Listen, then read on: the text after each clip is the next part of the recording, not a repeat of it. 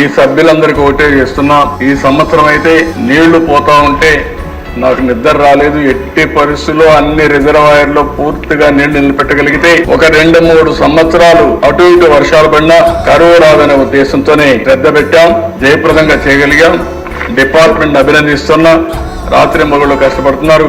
మా రామానాయుడు గారు కూడా ఇంకా పని అనుకుంటే ఇంకా మామూలుగా వదిలిపెట్టాడు. 24 గంటల పని చేస్తా ఉంటాడు.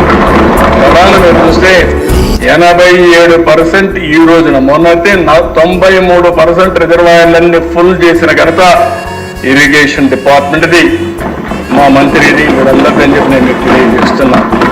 అదే సమయంలో ఎక్కడో తుంగభద్ర డ్యామ్ లో మనకు కూడా సంబంధం ఉంది. తుంగభద్ర డ్యామ్ లో గేటు కొట్టుకోపోతే కర్ణాటక గవర్నమెంట్ ఇంక ఈ గేట్ మనం ఏం చేయలేమని వదిలిపెడితే నా పేరు 1 సంవత్సరం అవుతుందంటే నా నోటీస్ కు వస్తానే నేను మొట్టమొదటి ఫోన్ చేసింది రామానాయుడికి, కేశవ్ ఫోన్ చేసి మీరు ఏం చేస్తున్నా తెలియదు వెళ్ళమంటే ఇద్దరు వెళ్ళి కన్నయ్య నాయుడు ఒక ఆయన గేట్లు పెట్టాలి, ఆయన ఎక్స్పర్ట్ కన్సల్టెంట్, ఆయన మాట్లాడితే ఆయన కూడా పాపం కంటేది ఆపరేషన్ చేసుకుని నేను రాలేనంటే నా పేరు చెప్పగానే నేరుగా సరే సార్ చెప్పాడు కంటి ఆపరేషన్ పనులు అద్దాలు పెట్టుకొని వస్తారని నేరుగా పోయి అసాధ్యమైన పనిని సాధ్యం చేసి గేట్లు పెట్టి ఫుల్ రిజర్వాయర్ నింపారు. దేశాలు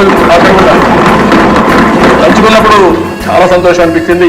మొన్నైతే కర్ణాటక గవర్నమెంట్ కన్నయ్య నాయుడికి అవార్డు ఇచ్చారు, సన్మానం చేశారు ఆ పని చేసిన దానికి. ఇవన్నీ చరిత్రల దిశ, అలాంటి చరిత్ర సృష్టించారు.